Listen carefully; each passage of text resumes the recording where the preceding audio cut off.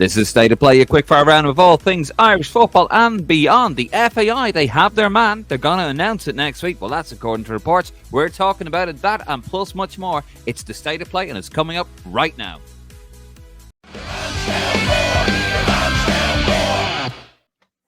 David Dunn here, joined by Martin Prendergast. And as always, if you like what you see, you love what you hear, scan that QR code, hit that subscribe button, head over to our Facebook, Instagram, and YouTube, especially the YouTube. And if you want opinion, head over to the website lansdowneroar.ie. That is lansdowneroar.ie. And if that isn't enough for you, I can't even get the words out, please head over to our lovely little email address if you want to tell me how great we are.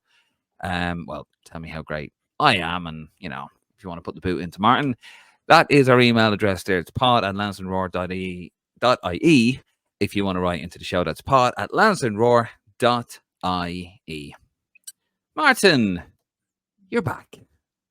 I'm back, Dave. Yeah, right. You went up the M1 to Manchester, to sunny Manchester, didn't you? And I did. Yeah, rained in Manchester. Always has rained when I go to Manchester. I always notice that. But yep, very enjoyable afternoon. Watching Man United and Liverpool in a great 2-2 draw. Some amazing goals from Man United. Let's be honest. Interesting to see Quiveen struggle with that one. Nearly interesting on that one. He nearly got his hand to the Bruno Fernandes one, but he would have been outside the area, wouldn't he? I looked back at that to see he was outside the area. So what would have happened if he had turned it wide? Well, clearly he knew that, and that's why he didn't put his hand up. See, Quiveen is always one step ahead of the game. Come on. No. He's always one step ahead of the game, Martin. Bazuna would have handled it outside and given away and got himself sent off. It was a very enjoyable match. I met Dennis Irwin as well. I had you did. I met the Irish ambassador as well. It was good to see him. But Dennis was in good form, very stubble ridden, like myself there. If you're listening to the audio version yet again, you're out of luck. You need to get onto the YouTube channel. Yeah. But yeah, there's a picture here with Martin and Dennis Irwin. Yeah. That's another one I met recently. Yeah, in good form. Happy, I think he was with the result of 2-2.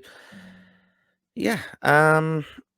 It was good. I did enjoy it, to be fair. I've been to Old Trafford for quite a bit. I've been kind of going to the London aways when I do go, and obviously focusing on Enfield Town, of course, Dave, because it's all about the grassroots for me and non-league. But no, I did enjoy it, and yeah, it was a good game, and maybe it has derailed the Liverpool title charge. I think it's fantastic, to be honest. It's a freeway running, isn't there?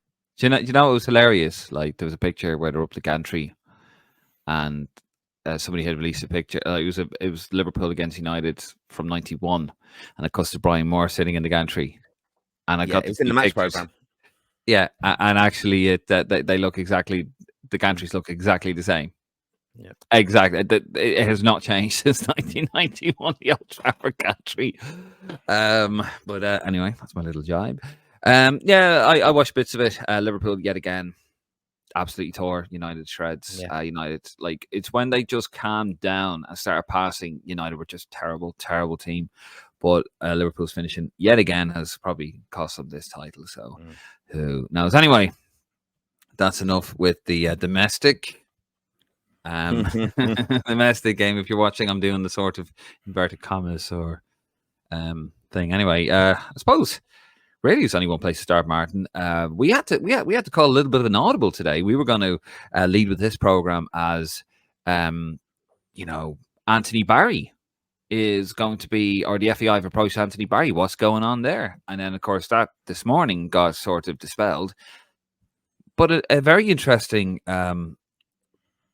piece of the story was reported today, and that was that despite all these delays and all of this going on and the carry on and seemingly the big mess that this whole process has been, multiple outlets are reporting that the FAI are indeed going to name a successor to Stephen Kenny next week.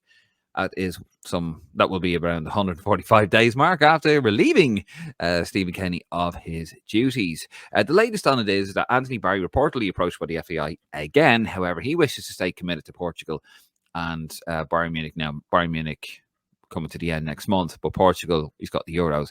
Rumours have it as well that he's going to take over I think is Lisbon, isn't it? After the guy Amarin goes to Liverpool, apparently. Plus Barry, yeah, and he wants club management. He does want management, but he wants club management. Also today, Paul Clement apparently put himself back in the mix, and then the FAI threw him right back out of the mix. They said it is not for him. Yeah, so we don't really know, Martin, because we were hearing stories of Gus Poyet was the guy, and it's going to be Willie Sagnol if Georgia didn't get to the Euros, and then it could be Greece if Georgia didn't get to or it could be Poyet, and then Poyet apparently turned it down, but we don't know whether he's trying to leverage a better deal for himself with the Greek FA because he's now out of contract, and they're splitting, giving him a contract extension with Greece. We don't really know where this is at the moment, do we? It all seems to be a bit chaotic again. Well, yeah, I mean that's the word for it, though, Dave. Like we had been kind of speculating that it was going to be the end of April, and for some reason that was going to be probably tied into perhaps teams who are kind of settled contractually with their managers, who there's changes coming. We know, for example, Anthony Barry now, he's still in contention for a Champions League winning role as a coach there with Bayern Munich. I mean, they've still got a second leg against Arsenal, of course. I can't see them changing Bayern Munich anytime sooner than there has been speculation that Tuchel, because they're out of the Bundesliga title race, really, that they were going to, and been terrible form. I mean, they've redeemed themselves slightly with the result at the Emirates, but he's still involved there. And yes, you could think Tuchel's going to go there. Barry, what happens to him? He's got to be keeping his powder dry in a sense, because if he wants to get club management, it might be more attractive job, arrives better than the Ireland job. Basically, it just does seem chaotic that we've gone back to him. I do feel sympathy for John O'Shea because I just think they're messing him around. I mean, I wouldn't have blamed John O'Shea for being pissed off and saying, stick up your arse now, to be honest, or stick up your bollocks, as Roy Keane once said, apparently.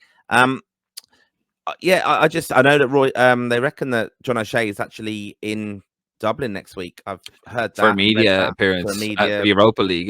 Yeah.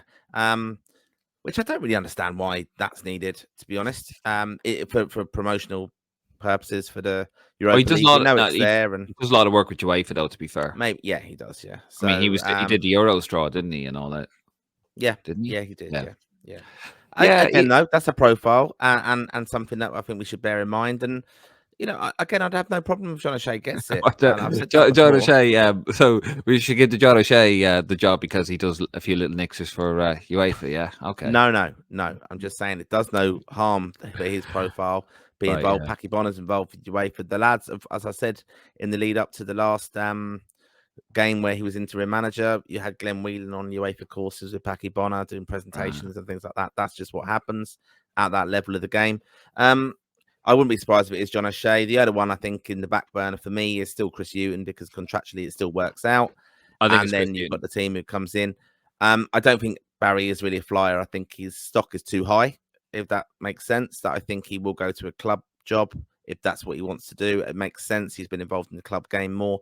Whereas John O'Shea, I think, is a reasonable person to get the job for us. Perhaps with Chris Hughton coming in. I don't know. But we don't know. And it's just a mess. I mean, it's just, I'm glad it's just going to get resolved hopefully next week, but I'm not holding out for it next week, Dave. Let's be honest. Let's go. Well, let's go back to the whole Anthony Barry thing now. I don't know where. Apparently, Tuchel said it wasn't going to happen when his name was touted earlier in the year, and obviously they had to pay Chelsea £1 million to get him out of his contract to Chelsea to go to Bayern Munich. Now, apparently, I don't know where this has come from. Apparently, it's just come from multiple outlets. I think Dan McDonnell and Mark Tighe spoke about Anthony Barry. There was an article came out yesterday that my mate Frank sent it to me on WhatsApp. He goes, Jesus Christ, like, oh my God. And he goes, his exact words were, why don't they just have an open day? Whoever shows up, give it to them. Now, and he's accused me of being quite soft on the FEI, but I'm still waiting. I'm still waiting to see. Because here's the thing, right? Everyone's saying, "Oh my God, this is a mess. You don't have anybody." But if you've come out and said so this is what Canham said on the 4th of March, right? I've got the quote here. The process of the appointment of the permanent new head coach is very close to the end, and we look forward to announcing that new permanent head coach in early April. Although looking now, it could be mid-April. Existing contractual obligations mean we are not in a position to announce any further details at this point. I just want to examine that a little bit, right? Because, okay, if there's contractual obligations, that mean so surely that would mean that's set in stone. So let's say Martin, you're going to be my manager, right? What's the get out clause? You speak to the legal department, you look at the contract, you go, right, we can't announce anything till let's say early April. So let's say the 5th of April, right? You go, grand. So that's all set in stone. But then you're like, now you're hearing it's going to be mid-April. Now, is that semantics? Are we just picking up there? Is it being misquoted, or is that changing? Does that mean that they haven't got anything? They don't have, well, they obviously have nothing written because they can't sign anything because it's a board meeting, isn't it? They have to ratify. He goes to the board. I want Martin to be my manager. The board go, absolutely not. Or they go, absolutely yes. And then they sign it off. They ratify it.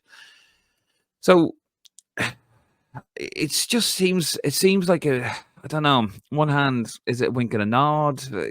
And then you hear, well, no, we're going ahead with it anyway. I don't know what to make. I really don't want to make one. On one hand, I'm going, I know, I'm sorry, getting a bit muddled here, but on one hand, I'm thinking, Jesus, like these guys have really, they've really like done a great job in keeping this a secret from the press.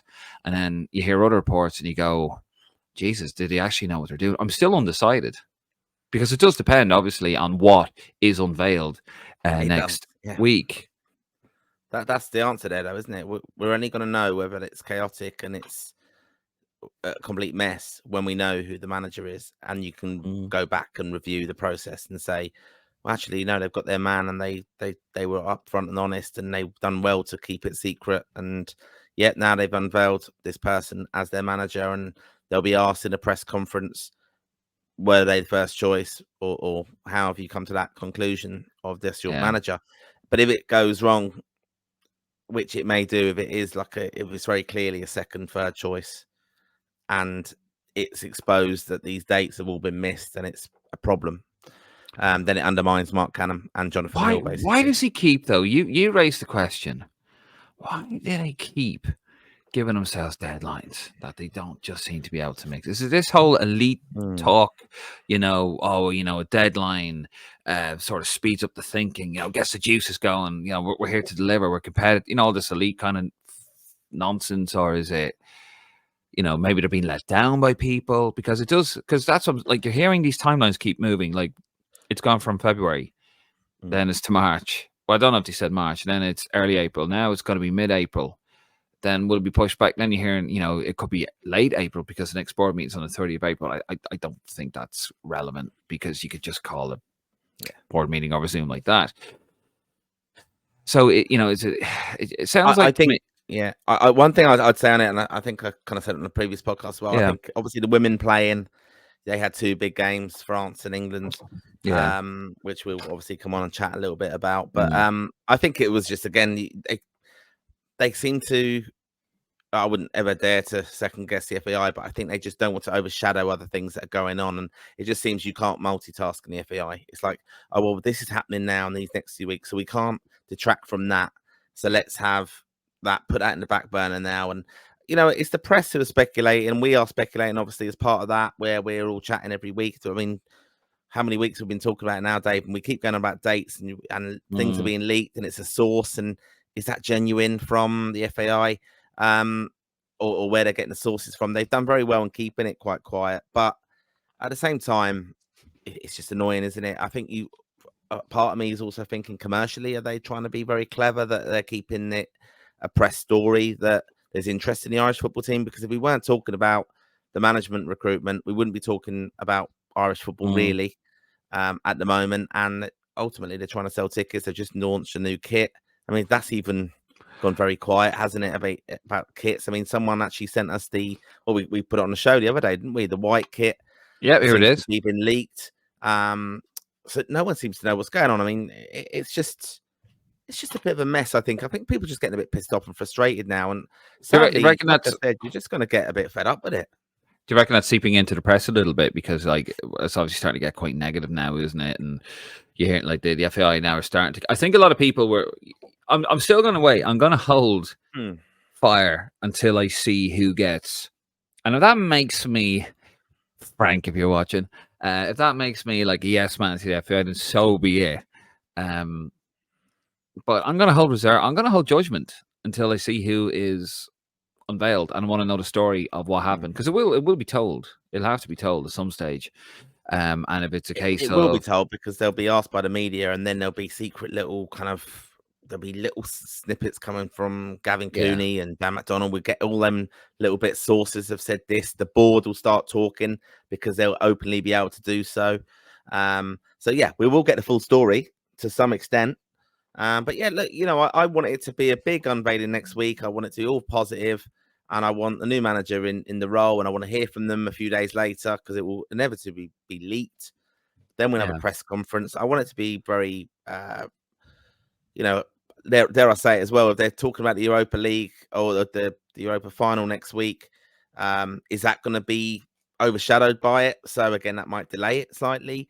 You just don't know what's going on with them. But I do want it to be a big unveiling and get people being positive about Irish football and the new manager. And I want them to do a press conference where they say, yep, looking forward to this. We're going to now be doing a camp in January where we're going to, in June, where we're going to bring in different players and have a look at them and that kind of thing. They're going to be asked about. And then they've got to clarify John O'Shea's role, the backroom staff. There's going to be a lot of excitement and speculative talk about it and debate, of course. So we're going to be covering it, of course, Dave, aren't we? Oh, we will. And once we know who that man is, we are gonna absolutely do a live episode that night. We're gonna get your reactions into it. Be a late one, but we'll definitely get your reaction to that. We want to get your comments as well, down below here on the YouTube channel. Let us know. We'll talk about it next week if you want. But yeah, I think it's a bit exhausting at the moment, isn't it? It really, let's just get it done, see who it is. It'll probably just pop up. I guarantee you, I'll be on the WhatsApp group and I'll just see, it'll just pop up on that and be like, oh yeah, did you see? They've literally just announced it completely out of the blue, whoever it is. But as I said, I'm going to reserve judgment, Martin. I'm going to reserve my judgment until we see who it is, and then I'm going to let it rip. Or I'm going to go, yeah, nice one, fair play, nicely played. You made us all look a bit silly there, but fair enough. You've done your job, FEI. You've got the right person, and it was all very confidential, and then you explain why it was confidential, and you go, yeah, okay, that all makes sense. Or it's, oh really? you guys really did know what you were doing, and then that's a whole other story. But anyway, yeah, all very interesting. I'm sure we're going to move it on there. So of course the girls in green were playing yesterday in the Aviva Stadium. 35,000 fans got out there. 30,000. Yeah, it was good attendance, great support. Yeah, got out there for the girls in green, but unfortunately, it was the three lions roaring. So England winning 2-0 in the Martin Prendergast derby. Come on, you knew that was coming, man. Yeah, I did. Yeah, I know. I'm sorry. I'm as predictable as I'll come back to you on that one. Yeah. I had a look at the set list actually beforehand, and well, this is the thing that the FAI released as the match day playlist that the girls had voted on. Which it was not one U2 song. No wonder they lost. Yeah, you did say that. I don't know what the purpose of this was. I don't know actually if there is a link to this, like for example, a Spotify Irish FAI women's playlist. I don't really get it. Like, what was the point of this? I'm a big fan of some of the media stuff that especially the women do. Is quite interesting and it shows the kind of camaraderie between the girls and stuff. And yeah, I don't really get this. Who's Peggy Goo? I don't know. You know what? I don't know. I could name probably 6 or 7 of them. That's maybe Picture how old this. I am. And Ugle? Yeah, don't know half of them. So they should have had a few classics in there. I mean, yeah, it's a funny one, but Cranberries linger. Yeah, 2 Cranberry songs. Zombie as well, at the yeah. end. I Yeah. mean, even that's a bit D4 that, isn't it? There's bloody hell rugger going on there with the zombie song. Yeah. Yeah, it's a bit shit. I'm sorry, girls, if you're watching Girls in Green. That's a bit of a wanky playlist. Yeah, I I mean, have look, to say. just to chat about the football in some sense. I mean, I've seen some like there is a women's Irish supporters club has been established, and it's had great support. You know, really good numbers. We will chat about it on a future podcast. I'll do a bit more research on that with that particular group to find out if people know I'm involved in West London, and you know, we've got members of West London who really do follow the women's team, and we had members at the game yesterday. And I know Gary Spain, friend of the pod as well. He was away at the France game where they lost 1-0 and put in a good performance there. And a lot of criticism of the women's team because the perception is that they're playing very within themselves and negative in a sense, and which is very much the style of Vera Pauw trying to get a result. And that's not what we were kind of promised with Eileen Gleeson coming in. But they have, let's be honest, they've gone up a level against France. I mean, France beat them very comfortably in a World Cup warm-up in Tala. So they went off to the World Cup. We know how that ended up, but now they're in a tougher group, and they have progressed as a team. But they're going to have harder games. The opposition are a lot better. Like England are one of the best teams in the world, right? So if England were able to go through the gears, I mean, they didn't even play Mary Earps in goal the other day. You know, it was interesting. There's been some good little viral clips. Now I know they've got the 2 penalties. England very harsh. One of them, especially Rush's, was a penalty. The one against Louise Quinn, really harsh. Couldn't do much about it. But I don't think you have VAR in those games. Ireland play well, but just the quality is lacking in so many parts of the game. You know, even when they do have space, passes are going astray. They would just, you know, Katie McCabe is a very frustrated figure, and even though she's playing further forward, Denise O'Sullivan, just against that level of player. I'm not knocking her; she's a brilliant player, but against that level of kind of shrewdness, managers, England are so vastly more experienced than Ireland. Yeah. Katie's at that level, obviously playing Champions League with Arsenal, but you could just see the levels. And you know, we have got an age in defence. I mean, I'm a big fan of Aoife Mannion. Done really well. Courtney Brosnan again. I think she should have got player of the match. Sorry, nearly messed up there. Did mess up there. She's got player of the match. But you know, Katie McCabe got it, and a lot of people say, "Oh, that's ridiculous. How does she get it?" I'll be very honest, and I'm very positive about the Irish women's football. And I know I've been rambling on here, Dave, because I know you're a big fan of it too. But you know, you could put that 35,000 or wherever at that game, you could put that line up in front of them, and I'll be honest, I would say 50% of the fans who go to those Irish women's games, now people are going to hate me for this, they wouldn't be able to pick up and name half of that squad. I don't believe they would. Okay, I think it's a bit of a movement to support Irish women's football. Got no problem with it. It's very good, encouraging the kids and stuff to go. I'm all positive for that. But ultimately, there are certain profile players I think are promoted more than others. Katie, especially being one of them. And there's also a lot of negativity towards Katie from the World Cup, a lot of Irish fans in the legacy of the World Cup, and we've had a bit of fallout with that recently with there's a lot of negativity. Pauw. I mean, I saw some of the comments were ridiculous on social media, and it was the usual. So RT had announced that they were going to show this on the main station, and if you wanted to watch Man City Arsenal, you had to go on to the RT News, which I presume everyone in Ireland has. Obviously, I haven't, like yourself, I lived there for a very long time. And people are going mad about that. Oh, it's ridiculous. And then you see the comments, oh, this isn't real football. You know, put on the City game like that. You know, no, I agreed with them showing the women's match because we need to promote Irish teams. It doesn't matter of the sex of the Irish teams, like the men's. It doesn't matter. We need to be doing more to promote Irish teams. But Ireland is a very unique case when it comes to football. And then, you know, I just felt the comments were very negative there. I didn't get to see the game, unfortunately, last night because I was in work. But it just seemed like they were quite well beaten. England, like they're European champions. This is their tournament that they're actually trying to qualify for. They are the holders. And just looking here, it's a 4-team qualifying group here, but going back to the old ways of doing it, pre-Euro 96. And, I mean, Ireland looked to be almost as good as out. I think... But they all go in the back door anyway. so it doesn't Yeah, matter. it's like advance to playoff seeded and relegation to League B. Yeah, it's all a What? bit weird. It's like, Yeah, it's all what? Nations League. It's Nations League, isn't it? So it's all backwards and it's all a bit mad. That all comes into it. So So do you mean they've Ireland can gone get up a level. relegated? So they get relegated out of the if they do really bad in this and you finish. Yeah, they then go down again. It can impact their Nations League kind of stuff. Yeah, so it's all That's weird. it's very, very complex. It's more complex than the actual men's Nations League and stuff. But the point is they're playing more better teams. Basically, they are playing against some Yeah. stars. I thought it was very funny the other night. The France game, for example. There's Delphine Cascarino plays for France. I think she actually missed the last women's tournament, the World Cup, because of Is injury. that But George Tony? Hamilton could not stress enough that there's no relation to Tony. Even though I was then thinking, God, when was Tony Cascarino out in France? And I was trying to.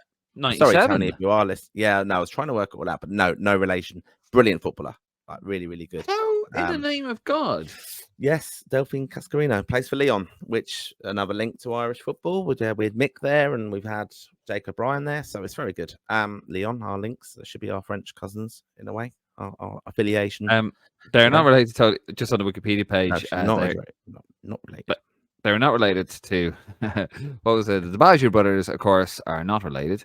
They're not related to Tony Cascarino, although they are often asked if they are. I'm often asked if I am from his family. That is not the case. I know that he notably plays for Nancy and that he is Irish. Well, me, I'm not Irish at all. Her father is Italian and her mother comes from Guadalupe.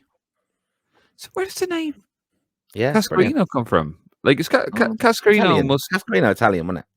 Is Cascarino an Italian name? Yeah. The ice cream man, he was called, wasn't he?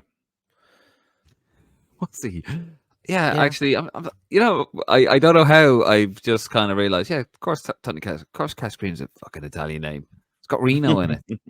Jesus Christ. Yeah. So anyway, without Tony Cascarino, I brought it off at a massive tangent there. But look, the women are going to find it harder. I think the support, fair play to all the fans who went out. I think it was really, really well marketed. That has helped raise the profile of Irish women's football through Sky's link up. Fantastic.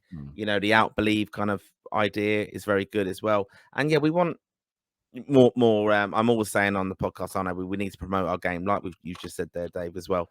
So I'm all for positivity with that. But I think the more bigger it goes, Irish women's football, I think the fans have to kind of go with that. Like, I am very happy that the World Cup happened. It's raised the profile. We've got to make sure that any money associated from that is invested the right way into Irish football, because that's what we failed to do in 88 and 90 and 94. We failed to invest the money and the interest and get that all going. So we've got to go on from that legacy. Yeah, I mean, I'm not being funny, but good luck with that. Good luck with that. Well, no, it will. No, it'll definitely be a spike. In a couple of years, you'll see a big spike of followers. And investment, like, when they go to the corporate, we need 863 million euros. So can we have half a billion that, please? But no, listen, I'm all for. I don't get to watch the women's football really at all. That is not that's not an arrogance or a snobbery or whatever.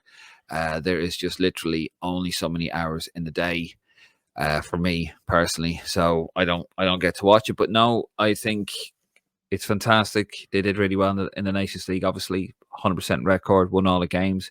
They're at the top table and they're struggling, and they are struggling. Sweden there would be probably the third best team in that group, and they got a draw in Wembley against England. And we're going to find it very tough against them. But listen, this is it. They beat the girls in green have been punching well above their weight. I don't mean that to sound, well done. No, I mean they have been punching well above their weight. For going from within 7 years from not having tracksuits, not having proper kit to qualifying for a World Cup. And they're fighting and they're fighting and they're fighting and they're pushing barriers. They had 35,000 on DB. It's fantastic. I think it's 235,000 around that mark watched it in RTE, which are fantastic numbers again when you consider the TV audience in Ireland.